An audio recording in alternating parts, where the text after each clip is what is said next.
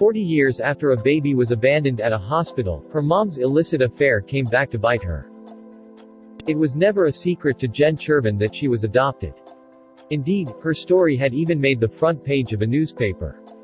But while growing up, she never knew who her biological parents were or anything about them.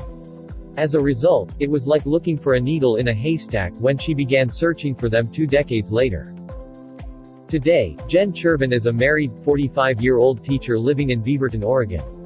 However, she had a tough start to life. On December 18, 1971, she was found abandoned on the steps of Fremont Hospital in California. It was a stormy night, and I was wrapped in 2 blankets, she told Coin in December 2015. Beyond that, Chervin only knew what she had read in the newspapers. She had learned, for example, that a group of nurses passing by on their rounds had heard her crying outside a fire door. They named her Holly Fremont, as she had been found 7 days before Christmas. But although the baby was just hours old when she was found, there were no clues as to who had left her there. Furthermore, officers investigating her case also found nothing to identify who she was, where she came from, or who had abandoned her.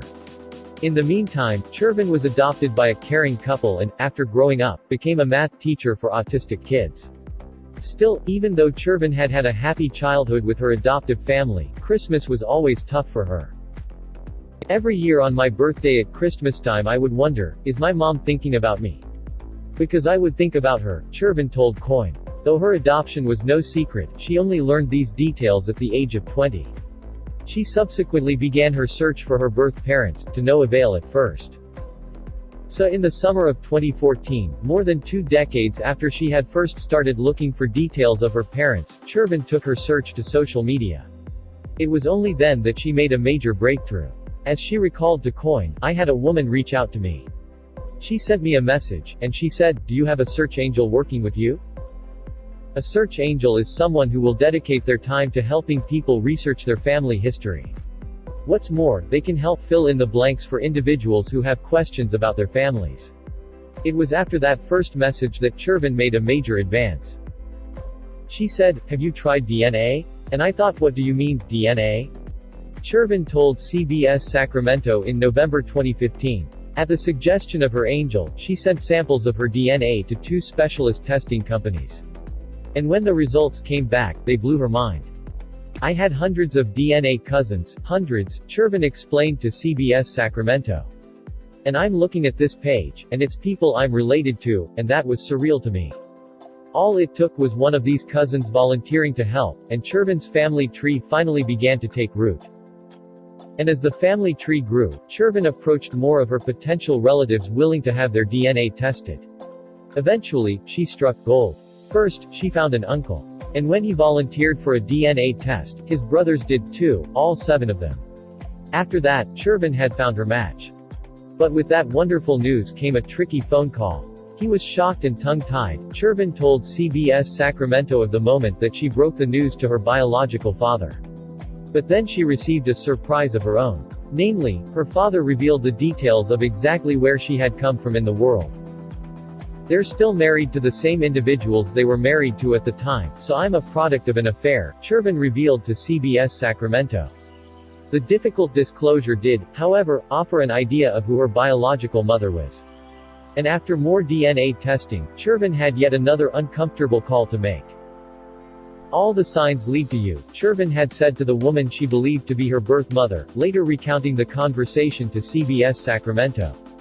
The stranger on the other end of the phone, however, denied it. "She said to me, 'I don't know what you're talking about.'" Chervin tried again, convinced that she had the right person. The woman repeated her denial. As Chervin explained to Coin, she told her, "I don't want to hurt you, I just want answers." That's when she broke down and started crying, and she said, "I'm so sorry, and I thought about you every day." Then the truth came out. Chervin's mom's husband was serving a tour of duty in Vietnam. In his absence, she stayed with her family in North Carolina, which is when the affair took place. And on her return to California, she gave birth to Chervin on her couch at home. All the while, Chervin learned things about her past that she had never known before. She found out, for example, that her birthday was indeed December 18, the same day that she was found at the hospital. Plus, she discovered how many half-brothers and sisters she has.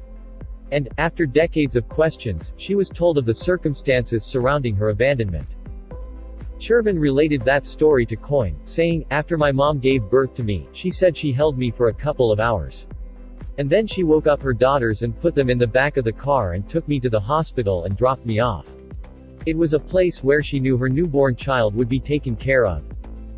Furthermore, and despite the awkwardness of their first conversation, Chervin told CBS Sacramento that her biological mom is happy that she managed to reach her.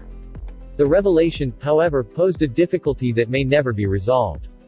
Because Chervin is the product of an illicit affair, her mom's family still have no idea that she exists. "I know she was shocked that I found her," Chervin told CBS Sacramento. "One of the first things she said was, 'You can't be a part of my family,' and she said it panicked her, and I said, 'I know, it's okay.'" Chervin nonetheless hoped to meet her biological mother face to face one day. She said she had a lot of guilt and shame that she's been carrying all these years, Chervin added to Coin. "I told her she needed to let that go. And it seems as if bridges are slowly being mended, as in December 2015 the teacher received her first ever Christmas gift from her mom, a necklace with a note saying, 'The cross is a reminder that you are always in my heart.'"